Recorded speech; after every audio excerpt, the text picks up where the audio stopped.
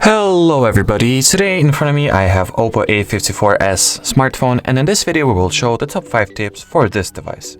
So first of all, the first tip that I would like to share with you in this video is the fact that you can set the fingerprint and your face as the unlock methods on this phone. In order to access this opportunity, open up the settings.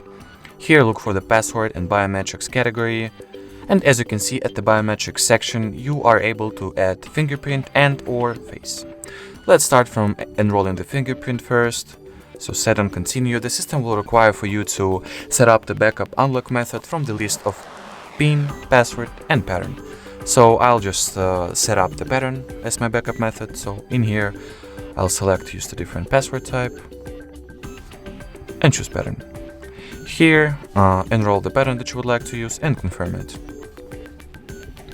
Next, we can start the scanning our fingerprint. The sensor on this device is located on the right side of your phone, right on the power button. So you can start by laying your finger onto the sensor, and all you gotta do in order to scan the fingerprint is to lay and lift.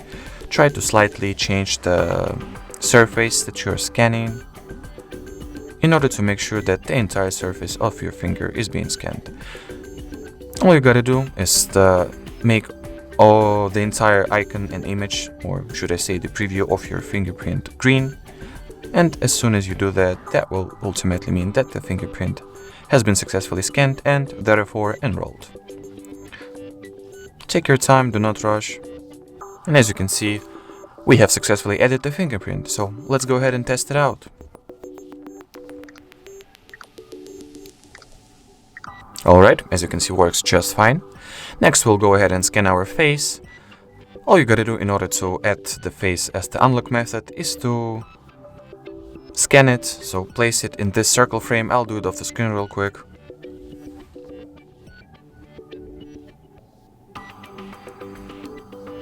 Alrighty, so my face has been successfully scanned. As you can see, it takes a few seconds, no more than that. And let's go ahead and test the face unlock as well.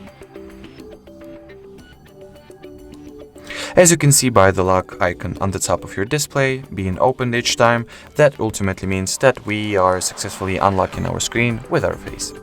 So we are moving on to the next tip, which is basically the whole category of settings that is called convenience tools. So open up the settings, look for the convenience tool category, and here you can set up and configure all kinds of things. For example, you can configure what will be the screenshotting behavior on your device.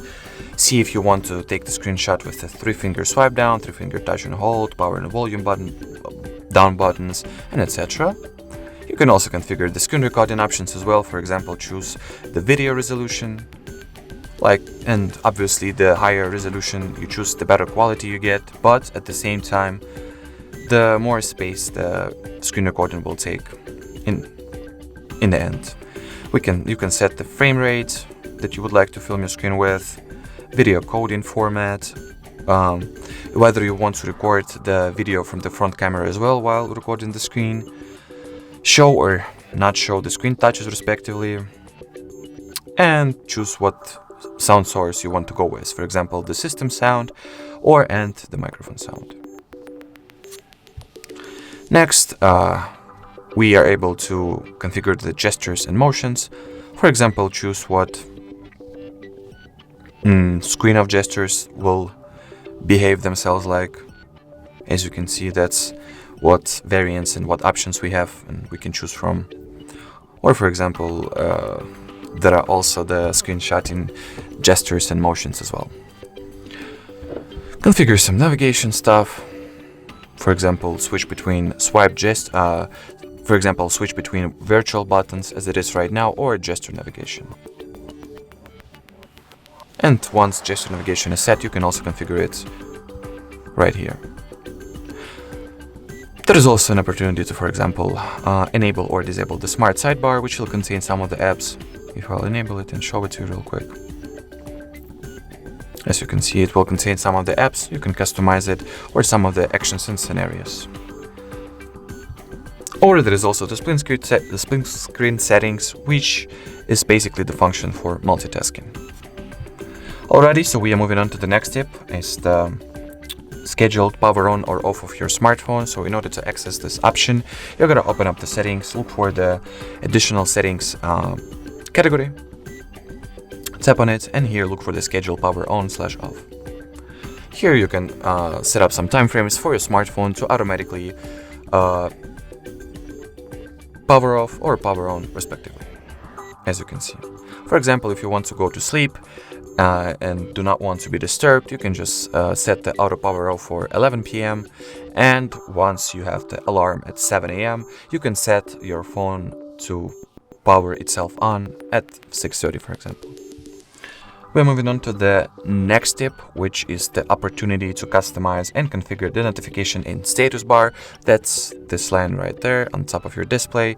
So open up the settings and look for the notifications and status bar category. Here you can see if you want to data usage to be displayed in the notification drawer right here. If you want to pull down a lock screen to access the notification drawer, so if we will see right now, if we'll access the lock screen, we can like swipe down in order to access the notification control center, or if we will turn it off. As you can see, we are not able to access the notification center once our screen is locked. We can decide if we want for the battery percentage to be shown, if we want for the real-time network speed to be shown, and etc. Change the notification icons, display type, media playback control, and etc. And the final tip for this video is the fact that you can block, or should I say lock, some of the apps that you don't want people to have an unauthorized access to. In order to access this opportunity, just open up the settings, go for the privacy category, and in here go for the app lock. Let's set some privacy password, for example, like the basic and easy password, as it says. It's very common, but it will do as for an example. Here we will also need to set up some security questions. So for example, the name of our teacher is Mary.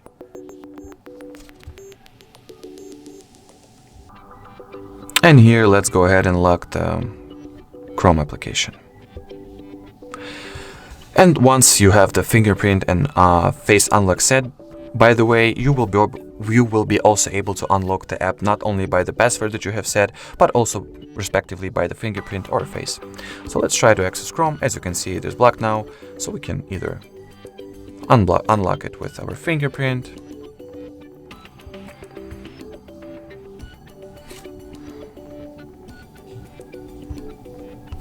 let's lock the screen and try to open it right now. We can also unlock it with the password that we have set, or we can also unlock it with the face, as you will see now. Great success. Alrighty, so that was it, not only for the last tip, but for this video in general. So if you found this video helpful, don't forget to leave a like and subscribe to our channel. Bye bye!